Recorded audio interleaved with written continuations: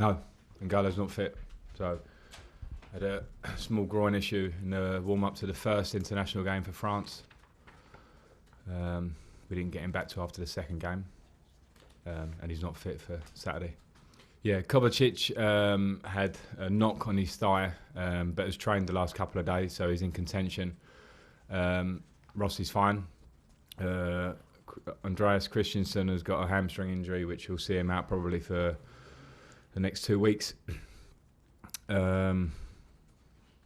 Remind me who you want to know about. I've got a lot of players in my head. Rudiger is training outside with the physios, which is a progression for him. Had a tough injury with some stop-startness to it, which has been unfortunate for everybody. But he's outside, it's positive.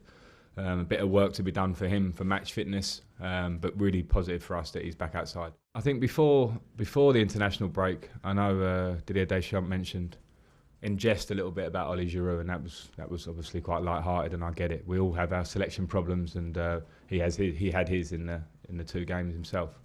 But the Kanté one was not a laughing matter, because we communicated before the last international break, because he was injured, so couldn't go. So let's think of what benefits to play. He didn't go. We both agreed on that.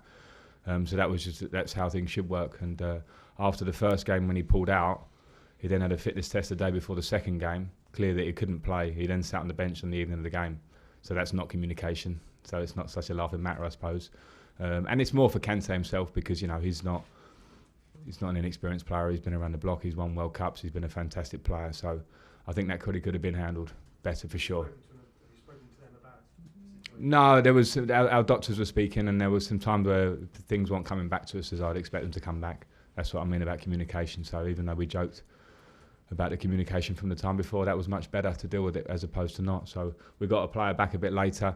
I understand when players are on international duty, they're their player as such, but it was quite clear he wasn't fit to play. So from our point of view, we would have wanted him back to work on him, but it's been and gone. And as with every international player, I would always try and have open lines of communication with the manager for both our sakes.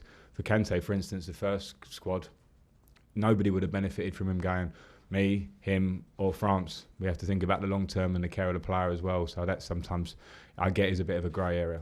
I saw them at Tottenham earlier in the season put in a similar show of resilience and organisation and counter-attacking football. So whether they do exactly that, who knows? Obviously that's their prerogative, but they've got templates for getting results against teams in that way. So I'll only see them at their best in terms of how we prepare. What can they do to make it very difficult for us?